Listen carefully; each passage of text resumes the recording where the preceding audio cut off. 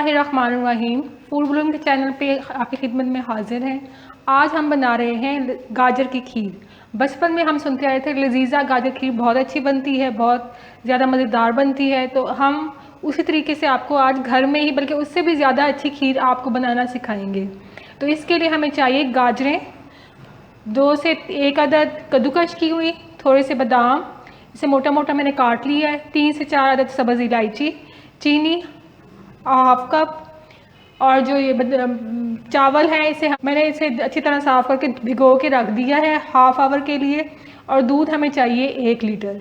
तो चलिए अब स्टार्ट करते हैं। हमने जो है दूध जो है वो 1 कप इसमें से छोड़ देना है। उसी दूध में फिर हम इन चावलों को ब्लेंड करेंगे।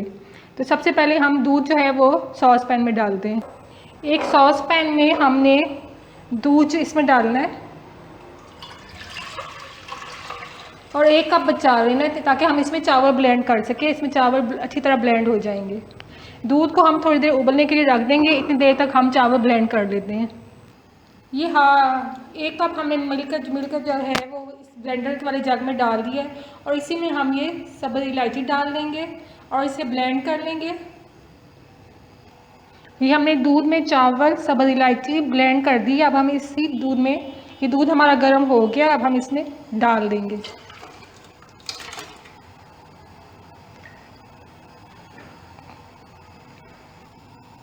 जब तक इसे उबाला आता है, उबाला आने के बाद हम इसे आहिस्ता आग पे रख देंगे। जब तक इसे उबाला नहीं आता आप इसकी आंच जो है वो थोड़ी सी हल्की सी तेज़ ही रखें। जी तो नाज़रीन, इसे उबाल आ गया है। अब हम इसे बिल्कुल आहिस्ता आंच पे रख देंगे। इसकी आंच हमने आहिस्ता कर दी है। अब हम इसे 20 से 25 मिनट आहिस्ता आग पे ढक के पकने के लिए रख देंगे।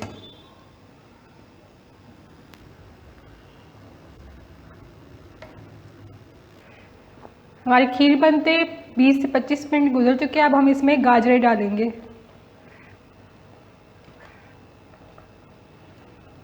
गाजर डालने के बाद हम इसे 10 मिनट और पकाएंगे ताकि गाजरों का पानी थोड़ा ड्राई हो जाए, पानी पानी ना हो। इसके साथ ही हम शुगर भी ऐड कर देंगे।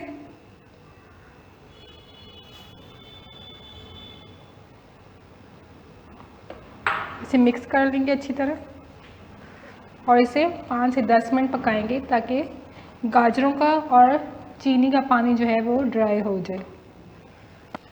हमारी खीर तैयार हो चुकी है। आप इसकी थिकनेस चेक कर सकते हैं। इसको अगर हम और बहुत ज़्यादा ड्राई करेंगे तो वो फिर बिल्कुल ड्राई से हो जाएगी। इतना बस करके अब हम इसकी आग बंद कर देंगे और इसे डिश आउट कर देंगे। हमारी बहुत ही